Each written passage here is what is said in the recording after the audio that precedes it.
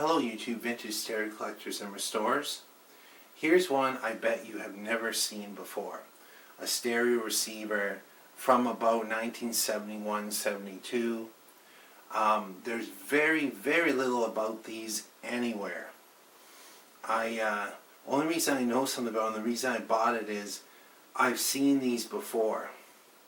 And this thing was built by Electrohome in Kitchener. That's right, like a North American, Canadian built stereo receiver, solid state. And they were very heavily built. The sleeve, I'm not kidding you, it's 3/4 inch. It's particle board, and then it's a vinyl wrap on it, but the sleeve itself must weigh 4 pounds. It's quite a piece of work. Everything about the chassis is heavy duty galvanized steel. There's a cover that goes across the bottom, and that actually says DeFasco Hamilton on it. So anyway, what does BFW mean? Okay, well, there was a store called Washerama. In the early days it was BF Washerama, and it meant for BF Goodrich. And there was a relationship between Electrohome. They sold products there at that Washerama store that you wouldn't see anywhere else. They had some really unique stuff. Although Electrohome sold TVs all over the place, in that store you would see models that were very short runs or prototypes. It's a really interesting place. It was an old warehouse. I mean, it's the kind of place that could have been assembling Model Ts in there too. But anyway, that's what it is. It was an in-house store brand for Washerama, built by Electrohome.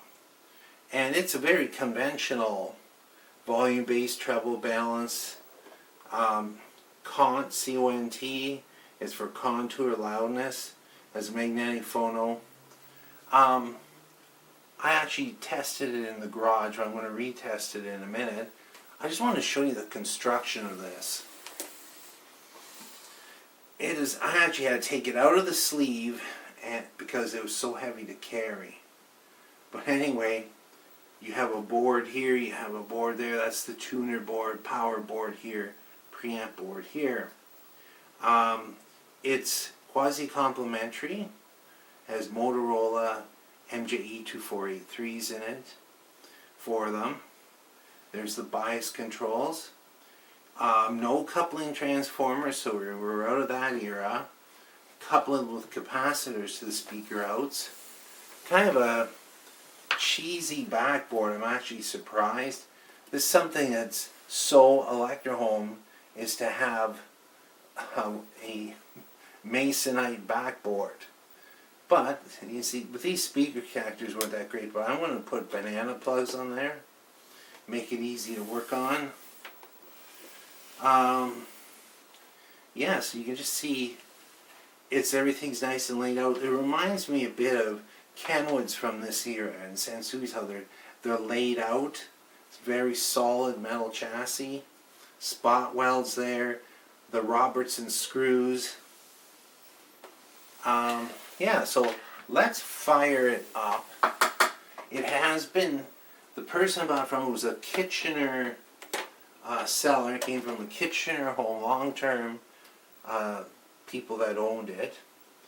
And it had been in use until I bought it for decades and decades. So I'm just going to put the headphones in, turn it on, a little bit of a thump.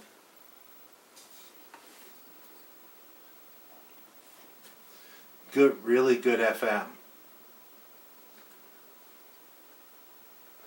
Station after station with that for an antenna. Wow. Crystal clear FM, just beautiful FM. Controls are quiet. Wow.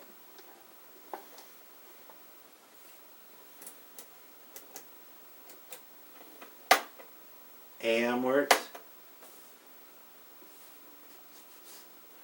Only the right channel of the phono works.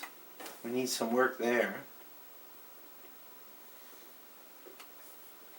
Tuning meter works, it's just not backlit. Most of the bulbs seem on. The dial pointer bulb is on. A couple of background bulbs. They are under a cup. Oh, I see there is one. This one's burned out. Okay, so 2 or 3 of these are burned out. They're actually, you gotta reach them from under here.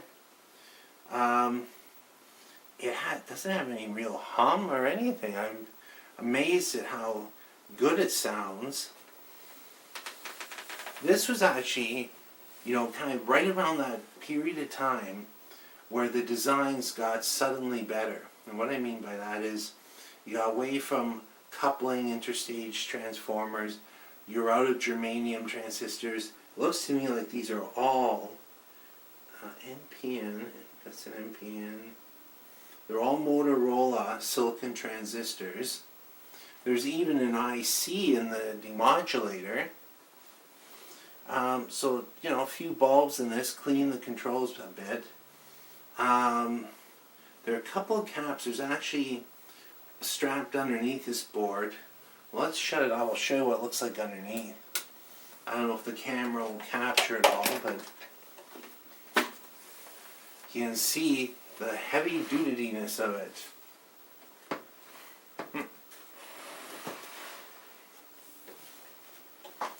Yeah, can you see that? I'm just going to move the camera a bit. You can see it, yeah. Like that. Yeah, so there's tons of room to work under here.